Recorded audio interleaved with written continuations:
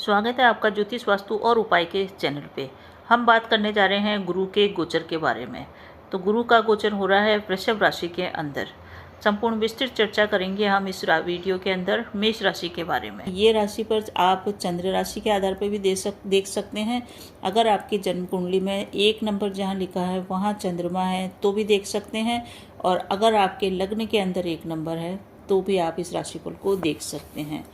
गुरु हमारे ज्ञान के कारक है, धन के कारक है, संतान के, विद्या के, संपदा के कारक, प्रॉपर्टी के कारक।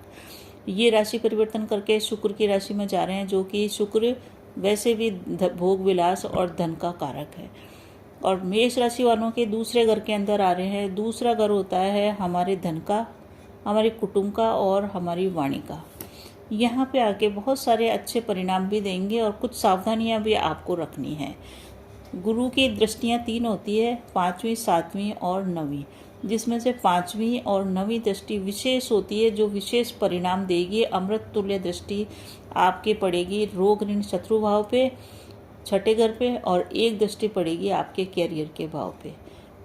तो कैरियर का जो लॉर्ड है आपकी राशि में, मेष राशि वालों के गुरुदेव जब दूसरे घर में चले जाएंगे, धन के स्थान पे चले जाएंगे, तो धन आपको निश्चित रूप से प्राप्त होएगा, परंतु धन आएगा आपके पास कुछ रुकावटों के बाद।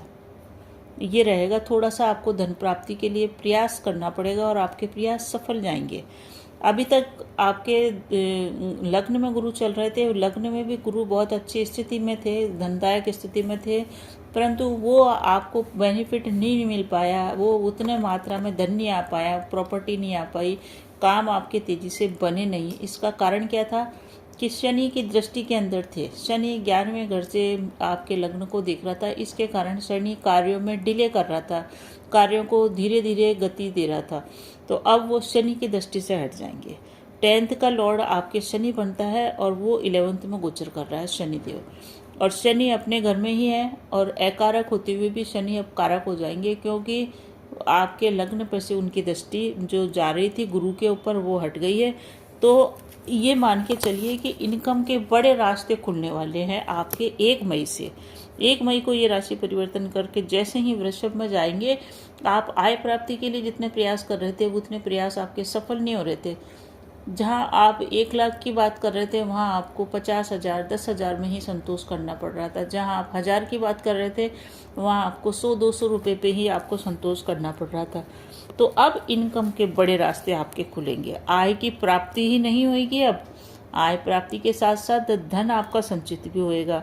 धन की वृद्धि भी ये गुरुदेव करा देंगे, क्योंकि 2nd स्थान में जा रहे हैं, 2nd स्थान धन का ही है।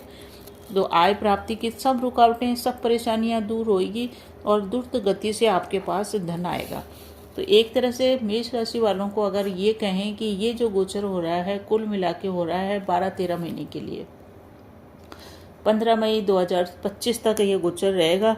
तो इस 1 साल के अंदर आप फाइनेंशियली इंडिपेंडेंट हो जाएंगे। पूर्ण रूप से आर्थिक दृष्टि से देखें तो आप आत्मनिर्भर बना देंगे। आपके पास जो जॉब नहीं थी तो जॉब आ जाएगी, क्योंकि गुरु की 9वीं दृष्टि अमृत तुल्य होती है, और ये दृष्टि आपके पड़ रही है पूरे की पूरी कैरियर भाव पे, जहाँ से आप अपने रोजगार और कैरियर बिजनेस ग्रोथ को देखते हैं। तो यहाँ पे गुरु की अमृत तुल्य दृष्टि पड़ रही है, इस कारण से आप पैसा बनाएंगे, पैसा आपके पास आएगा, आपके काम बनेंगे। और आप अगर अभी तक बेरोजगार थे तो आपके रोजगार प्राप्ति की शुभ सूचना आपको प्राप्त होगी। गवर्नमेंट जॉब से संबंधित कार्य आपके सारे होंगे। पिता अभी तक आपके सपोर्ट में नहीं थे तो पिता का आपको सपोर्ट प्राप्त होएगा। माता से संबंध और ज़्यादा अच्छे होंगे। भूमि भवन वाहन के सुखों की प्राप्ति आपको इस गोचर काल में हो सकती है। साथ ही साथ इस गोचर काल का एक खास जो असर आएगा वो होएगा आपके पारिवारिक वातावरण पे। आपका पारिवारिक वातावरण में जो भी प्रॉब्लम चल रही थी वो सॉल्व होएगी, पारिवारिक वातावरण सुखद होएगा। परिवार में प्रॉपर्टी से रिलेटेड जितने भी विवाद थे वो विवाद हल होने की ओर जाएंगे, माता के सपोर्ट से वो हल हो जाएंगे। तो घर परिवार में आपके काफ़ी कुछ अच्छा माहौल इस गोचर काल में देखने को मिलेगा। और एक और ख़ास बात वो ये कि इस गोचर काल में 15 मई 2025 तक, 1 मई 2024 से 15 मई 2025 तक घर में मांगलिक कार्य की भूमिका भी बना देंगे गुरुदेव। आपकी शादी नहीं हो रही तो आपकी स्वयं की शादी इस गोचर काल में हो सकती है, आपके बच्चों की शादी इस गोचर काल में हो सकती है। तो ये एक अच्छा इस समय गोचर आपके इस दृष्टि से अच्छा रहने वाला है, आय और घर में मांगलिक कार्यों के हिसाब से और वातावरण के हिसाब से। अब कुछ प्रॉब्लम भी ये गोचर आपको देगा, उसकी भी अभी हम चर्चा करेंगे। तो फाइनेंशियल प्रॉब्लम तो दूर हो जाएगी, फैमिली के जो भी इशू थे वो सॉल्व हो जाएंगे, माहौल अच्छा हो जाएगा। अगर आप घर मकान गहने अगर खरीदने का प्रयास आपका था और खरीद नहीं पा रहे थे अभी तक, तो मान के चलिए कोई छोटी मोटी प्रॉपर्टी आप इस गोचर काल में अवश्य बनाएंगे। बहुत बड़ी प्रॉपर्टी तो नहीं, छोटी प्रॉपर्टी बनने के योग है। और कोई व्हीकल लेना चाहते थे तो कोई छोटा व्हीकल इस गोचर काल में आप ले लेंगे। धन भाव में गुरु आके आपको ये सब चीज़ें तो अवश्य ही दे देगा। गुरु आपके भाग्य के मालिक हैं, आपकी कुंडली के अंदर गुरु किस गिर के मालिक हैं? आपके भाग्य के, आपकी किस्मत के मालिक हैं। और ये भाग्य के मालिक होने के कारण धन भाव में आ रहे हैं, तो बहुत अच्छा योग है ये कि सेकंड घर जो हमारे धन कुटुंब वाणी का है वह भाग्य का मालिक आ रहा है। तो बहुत अच्छी स्थिति के अंदर आके आपको धन और परिवार से रिलेटेड सभी समस्याओं से मुक्ति दिलाएगा। गुरु की सेकंड घर से एक दृष्टि जो 7वीं दृष्टि होती है गुरु की, उसकी चर्चा करें तो 7वीं दृष्टि पड़ रही है आपके 8वें भाव पे। जब भी गुरु की दृष्टि 8वें भाव पे पड़ती है, 7वीं हो, 9वीं हो, 5वीं हो, कोई सी भी दृष्टि, तो क्या होता है, एक बहुत ही महत्वपूर्ण व्यक्ति के जीवन में आशीर्वाद आ जाता है कि उसके जीवन में कितनी भी बड़ी प्रॉब्लम आए वो बच जाएगा। जो प्रॉब्लम बहुत बड़ी होएगी वो उस तक पहुँचेगी तो बहुत छोटी हो जाएगी, ये मान के चलिए। यानी कि गुरुदेव आपको हर परिस्थिति में बचा लेंगे, आपका कोई भी बाल बांका नहीं कर पाएगा। आपके संग कोई भी कोर्ट केस चल रहा है, वाद विवाद चल रहा है, आप बिल्कुल बच जाएंगे। तो बड़ी से बड़ी मुश्किलों को बचाने की सामर्थ्य रखते हैं गुरुदेव की दृष्टि जब 8th भाव पे जाती है, ये 8th का असर। परंतु 8th भाव हमारे थोड़ा सा स्वास्थ्य का, आयु का भी है, तो अब आपको ध्यान का रखना है। उसकी चर्चा करें कि हेल्थ के प्रति आपको बिल्कुल भी लापरवाह न बरतना है, अपने खान पान का ध्यान रखना है। पेट के रोगों से संबंधित कोई प्रॉब्लम है तो ध्यान रखना है। गुरु की 9वीं दृष्टि आपके 10th भाव पे है, तो वर्क प्लेस पे अगर आप नौकरी में हैं तो नौकरी में आपको सफलता मिलेगी, परंतु एकदम से सफलता नहीं मिलेगी, संघर्ष के बाद सफलता मिलेगी। कार्य इतनी आसानी से आपके नौकरी से संबंधित होंगे नहीं वर्क प्लेस पे कि आप सोचे कि आपने कुछ भी कहा ऑफिसर ने तुरंत मान लिया, बॉस ने तुरंत मान लिया, ऐसा नहीं होगा। रुकावटें आएगी आपके और फिर बाद में आपके कार्य बनेंगे। चाहे आपका नौकरी हो, व्यापार हो, व्यवसाय हो, आपको हार नहीं माननी है, आपको अपने लक्ष्य के प्रति डटे रहना है, बिल्कुल भी वहाँ से हटना नहीं है। क्योंकि आप जैसे ही हटेंगे आपके कार्य समस्त बिगड़ जाएंगे, क्योंकि आपके डटे रहने से ही आपको सफलता मिलेगी। डायरेक्ट सफलता नहीं मिलके डटे रहने से, संघर्ष करने से बहुत बढ़िया सफलता मिलेगी, जिसका आप करीब इंतजार कर रहे थे 13 महीने से। वो सफलता आपको कार्य क्षेत्र के अंदर बहुत ज़बरदस्त तरीके से मिलेगी। तो आप लक्ष्य पे लगे रहें। गुरु की 5वीं दृष्टि जो पड़ रही है 6ठे भाव पे पड़ रही है। 6ठा भाव होता है रोग ऋण शत्रु का। तो यहाँ पे पहले से ही राहु देव दृष्टि डाल रहे हैं, क्योंकि राहु आपके 12वें घर में चल रहे हैं, तो राहु की दृष्टि आपके रोग ऋण शत्रु भाव पे पड़ रही है।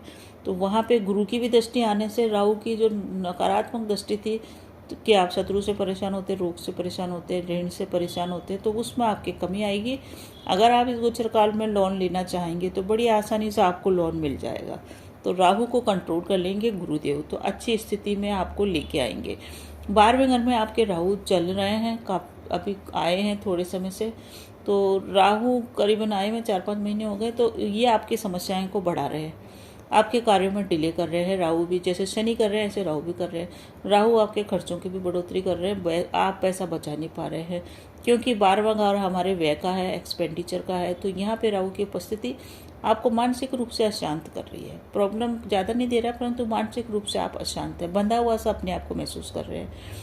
तो 12th का राहु आपको इन्वेस्टमेंट में ही परेशानी दे रहा है, आप इन्वेस्टमेंट कर ही नहीं पा रहे हैं, आपकी बुद्धि भ्रमित हो रही है।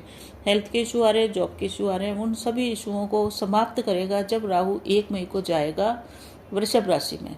तो वृषभ राशि में जैसे ही जाएगा तो राहु दृष्टि में आ जाएंगे गुरु की, तो आपको इन समस्याओं से काफ़ी हद तक निजात मिल जाएगी। अर्थ त्रिकोण के अंदर गुरुदेव आपके आ रहे हैं धन भाव के अंदर, तो आपके धन से रिलेटेड कार्य अच्छे होंगे, आपकी वाणी बड़ी अच्छी हो जाएगी, आप वाणी से कई कार्य सिद्ध कर सकते हैं। तो इस प्रकार से मेष राशि वालों को अब काफ़ी कुछ पॉजिटिव रिजल्ट देने जा रहे हैं जब ये वृषभ राशि में आ रहे हैं। अब आप उपाय भी करते चलिए कि आपको क्या उपाय करके इस गुरुदेव के और अधिक शिष्ट परिणाम प्राप्त करने हैं। पहला उपाय है गुरु के बीज मंत्र ओम ग्राम ग्रीम ग्रौम सह गुरुवे नमः मंत्र का जाप कीजिए। गुरुवार का व्रत रख सकते हैं तो बढ़िया है, नहीं रख पाए तो केले का पूजन कीजिए। पीली गाय को चने की दाल और गुड़ अवश्य दे। और जो देसी पीली गाय होती है जिसकी पीठ के ऊपर कुबड़ सा होता है, ये बृहस्पति का पर्वत कहलाता है। इस पर्वत पे अगर आप हाथ फेर सकें तो सोने में सुहागा, क्योंकि पुखराज रत्न धारण करने से आपके कई कार्य बनेंगे, परंतु पुखराज काफ़ी महंगा आता है। परंतु आप पुखराज के तुल्य ही फल प्राप्त करना चाहते हैं तो देसी गाय के कुबड़ के ऊपर 5 मिनट हाथ फेरिए। इस कुबड़ के ऊपर आपका गुरु ग्रह इतना मजबूत हो जाएगा और इतना पक्ष में आपको परिणाम देगा जितना पुखराज भी नहीं दे पाएगा। तीसरा महत्वपूर्ण उपाय है कि आप विष्णु सहस्त्र नाम का जाप कीजिए। इससे बढ़िया उपाय हो ही नहीं सकता गुरु को प्रसन्न करने का। तो इन उपायों को करिए। अभी तक आपको मेरा वीडियो पसंद आ रहा है, मेरे वीडियो आप अन्य वीडियो भी देखिए और पसंद आए तो प्लीज़ चैनल को